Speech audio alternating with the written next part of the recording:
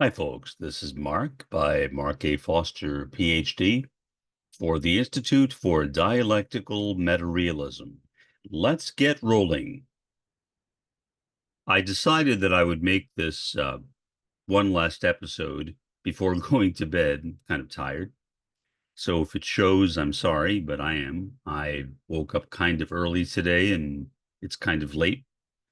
But I wanted to talk about the Bund. I've been writing about the Bund throughout the day, off and on. Those of you who have been following my podcast will know that I was involved with Abraham Weisfeld and his Bund organization. I am no longer involved with that, and I am no longer a member of the Vanguard, which is the administrative organization that runs his Bund organization. Bear in mind that there are other Bund organizations too.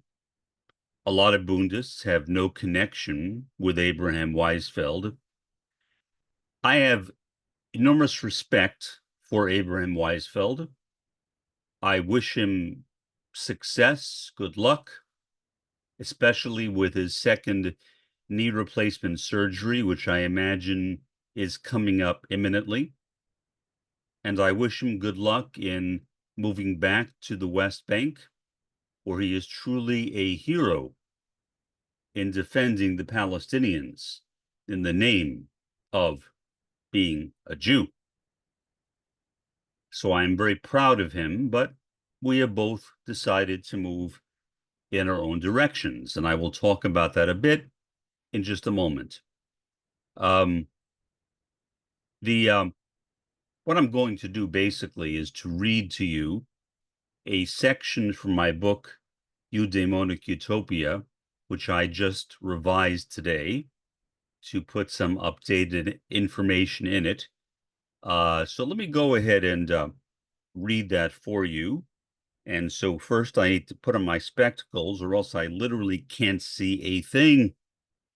I am basically text blind or computer blind without this thing. So I apologize for having to do that all the time, but I'm an old man. I guess at 68, almost 69. I guess that makes me an old man, and the way an old man is generally defined, I guess I would fit into that category.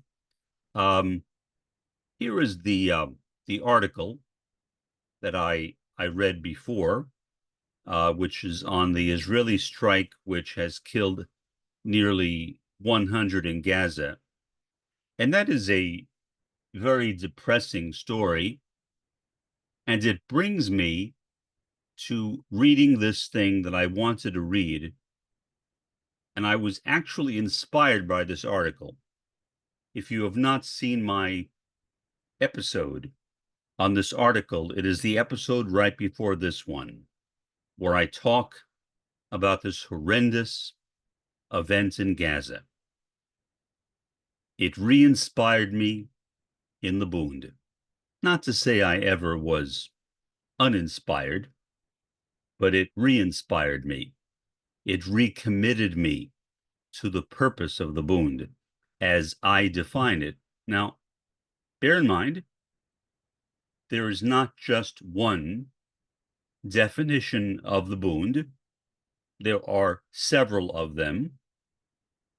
And my own, what I would imagine, is somewhat unique, but so be it. And so what I'm going to do right now is read to you what I have here on Bundism, and we'll see if we can take this as a starting off point to a generalized discussion. I will start here and end up over here. A concrete form of Jewish socialism is Bundism, and there I have Bundism in both Yiddish and in Hebrew. The General Jewish Workers' Union in Lithuania, Poland, and Russia. That was the original Bund that has been long disbanded. There are now different Bunds besides that one. That one no longer exists, as far as I know. It has in one modern form, meaning Bundism, been developed by Abraham Weisfeld, Ph.D., and others. I was one of them. Furthermore, similar ideas to Bundism have been presented in a fascinating paper written by Mohammed Bamieh and Yuri Gordon. I will put a link to this book right below the video. The link is already in the description box, but I will put a link closer to the top so you can find it more easily. It is called Eudaimonic Utopia, and you can go there and find this link for yourself. I hope you will read it because it shows how broad Bundism is and how Bundist ideas have been accepted by many people, a large number of them who do not call themselves formally Bundists, but who, despite that, identify with many of the more significant, in my view, Bundist ideas. So this next paragraph, I think, is the most significant that I'm coming to right now. So my own new Bundism, which I put in italics and I colorized it, is recontextualized within socialism from below, third worldism, fourth worldism, in other words, Maoism, third worldism. Accordingly, Palestine's dependence upon Israel is forthrightly acknowledged, whereas Israel, the Zionist entity, is a first world nation state. The Palestinians of the Gaza Strip and the West Bank are third and fourth worlders, meaning they are a part of the developing world and also a part of indigeneity, the indigenous world. Many Bundists claim that Yiddish is a proletarian language. They prefer it to modern Hebrew. If so, fine. Speak and write Yiddish. However, no tongue can emancipate us from the capitalist world system. As a former member of the Bundist movement vanguard or leadership, I continue to regard the activities of the Bund as a social critique of Zionism, as well as a community building praxis or practice. Practice is a more academic term which is meant to show the complementarity of practice with theory. So it's theory and praxis within the larger current of SBTW FW, socialism from below, third worldism, fourth worldism, rather than as a politically partisan activity. If others hold to a different viewpoint, that is their business. I do not follow the religion of Judaism. Both my parents were non-practicing Jews. They never joined a Jewish movement or Jewish community center. The term Jewish community center is not a very widely known term. The more common terms would be temple or synagogue. Same basic idea. That notwithstanding, Judaism has always been my mother, my spiritual mother. Should you be so inclined to satisfy my request, it is to loudly proclaim my personal affirmation to the world. Yes, I am Bund. Continuing, Bundism with Bund as the German and Yiddish term for union or federation is in some circles called the Jewish Socialist Bund, which I again give in both Yiddish and in Hebrew, and also in a number of other languages as well. Bund is also a cognate of the English word bind and certain related words in English. And so I will end it off there and begin talking with you so you can see my face more clearly than you could before when I was a little box up in the corner. Okay, so what I have done in effect is what I have asked others to do, and maybe they will in time, but for the time being, they have not. And so as a part of my dialectical metarealism, I have created a new Bundism, a Bundism which fits squarely within Maoism, third worldism, or socialism from below, third worldism, fourth worldism, either way. And so, to me, Bundism is an activity in Maoism, third worldism. It is meant to be an activity to extend, to amplify the characteristics of the Bund in terms of the generalized devotion of people who are Jewish,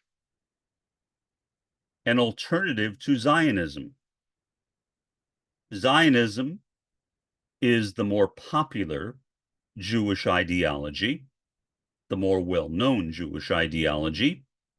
Bundism is not very well known. Hopefully it will be in the future. Bundism opposes Zionism. Clearly, it exists as an oppositional entity to Zionism. Bundism does not recognize the legitimacy of Israel, the Zionist entity. Instead, at least as I look at it, the land which includes Israel, the land which includes Gaza, the land which includes the West Bank, for that matter, the land which includes Jordan, is all Palestine. Palestine from the river to the sea. Now, how that will play out, your guess is as good as mine. I have no idea. I hope that at some time in the future, hopefully the very near future, but I have no way of knowing that Palestine as a whole will be redefined as consisting of those areas, and perhaps more, meaning Gaza, the West Bank, and parts of Jordan, and perhaps even Lebanon. I would like to see that happen. I would like to see a time when, in a very real sense, there is no more Israel. Not to say that there are no more Jews. I mean, I am from a Jewish background myself, and I am not going to self-immolate. I, I basically have an idea that I will keep on living for as long as I can, but I would never move to Israel. I have been invited to academic conferences in Israel, and I have turned down those invitations. Why? Because I will not step 1 foot in that country. The place that was once the Holy Land, that will hopefully be the Holy Land once again. But for now, Israel is anything but the Holy Land, especially under the domination of Benjamin Netanyahu. It is a cursed land, not a holy land in any respect. And so my own Bund that I am starting, and I'm sorry for personalizing it so much, but I feel like I need to do that in order to distinguish it from other types of Bundism, especially the Bundism that exists under the great Abraham Weisfeld, who, again, I have an enormous amount of respect for. But my own approach is going to be different. My own approach is going to focus specifically on Maoism, third worldism. And so to me, Bundism will be an extension, an amplification of Maoism, third worldism, an application of Maoism, third worldism, a way of looking at Maoism, third worldism, contextualized into Palestine, a Palestine in which Israel has completely ceased to exist. Now, what will happen to the people who live there? To me, that is up to the Palestinians. Certainly, Israelis can apply if they want to live in a new Palestine. The Palestinians can, at their own discretion, decide to accept some requests and to deny others. That would be, to me, within their own prerogative. So, without an Israel, with only a Palestine which might include Gaza, the West Bank, Lebanon, Jordan, and perhaps more, there would be no place for a Jewish state. Now, am I saying that there should be no Jewish state anywhere in the world? No. I would say that someplace there could be a Jewish state, someplace, as long as people are not seizing land from somebody else. But someplace there could be, maybe, if people who are in Israel can find such a place. Okay, fine. Move there. Move there. Find jobs there. Establish governments there. Establish businesses there. That's fine, but not in Palestine. The Jews, the Israeli Jews, because there are Palestinian Jews as well, and I'm not talking about them. The Israeli Jews who live in Palestine or who want to live in Palestine would again need to seek the permission of the Palestinians. It is their land, their indigenous land. And to be honest, if I were a Palestinian,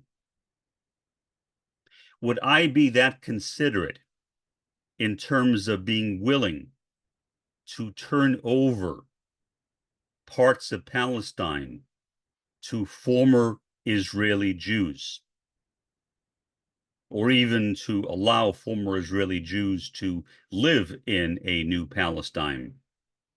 The answer to that question is no. But I am not a Palestinian. I am not a Gazan. I am not a resident of the West Bank or of Jordan or of Lebanon. And so to me, that decision should remain with the Palestinians. And I define Palestinian in a very broad sense to include all those who are indigenous, but in a very exclusionary sense, that Israeli Jews would be left out, would not be included in that new Palestine. So that is what I would like to see. Will that happen in the near future? Honestly, I doubt it. Israel is simply too powerful. Israel has nukes. Israel is supported by the US, which also has nukes, and by NATO, and by many other countries. More countries have historically supported Israel than Palestine. Now, has that changed to some extent in recent months because of the war? Yes. Has it changed sufficiently to allow for a new Palestinian state and the elimination of the state of Israel? I don't know. I have no way of knowing that, but the future will tell the story as best I can tell. For the time being, this has been Mark by Mark A. Foster, Ph.D., for the Institute for Dialectical Metarealism. Have a pleasant day and an even better day tomorrow.